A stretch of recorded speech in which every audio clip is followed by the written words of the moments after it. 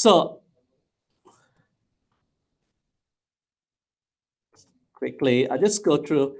For all general class investors, that means this does not apply to financial institutions such as your certain insurers or banks or branches of offshore banks.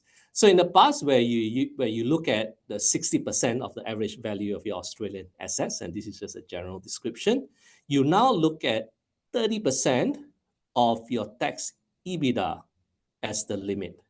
We'll look at what this is shortly. The good news is that if there's a denial, you can at least carry forward it for a period of time, subject to satisfying certain conditions. There's also a group ratio test. So if you follow a certain formula and your group ratio is greater than 30%, you can use that ratio. This is relevant for highly geared groups. The external third-party debt test is also another alternative test, which sort of replaced the arm's length debt test. However, be careful that this only applies to, as the name implies, external third-party debt. So if, let's say, you have a loan from your parent company, in the past, you could potentially apply the arm's length debt test to that loan.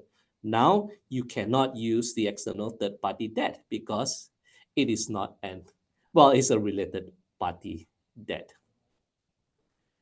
Okay, let's look at, how do you calculate your tax EBITDA?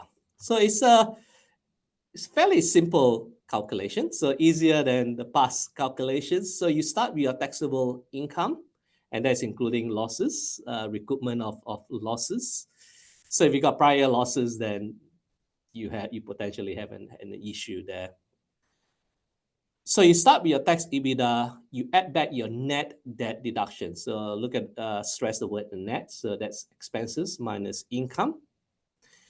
You then add back, which is a good news. Here you add back your division 40 and 43 deductions.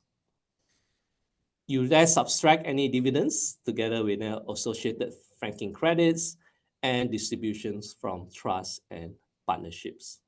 So if you got a holding entity that only derive this income, dividends and distributions from subsidiaries, then you could potentially have a problem.